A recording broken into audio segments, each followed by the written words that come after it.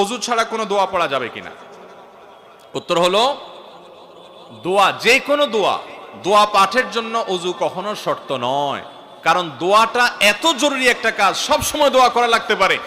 এজন্য আল্লাহ রাব্বুল আলামিন দোয়ার জন্য অজু শর্ত রাখেন নাই। এমনকি কোরআনে কারীমও যদি মুখস্থ কেউ তেলাওয়াত করে, সেটার জন্য আল্লাহ তাআলা অজুর শর্ত রাখেন নাই। তবে কোরআন স্পর্শ করার জন্য অজু লাগবে।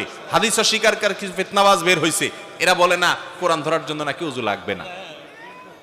অথচ বিভিন্ন হাদিস দ্বারা এটি প্রমাণিত। সারা বিশ্বের প্রায় সব উলামায়ে কেরামি প্রায় এই ব্যাপারে একমত যে কোরআন স্পর্শ করার জন্য অজু লাগবে।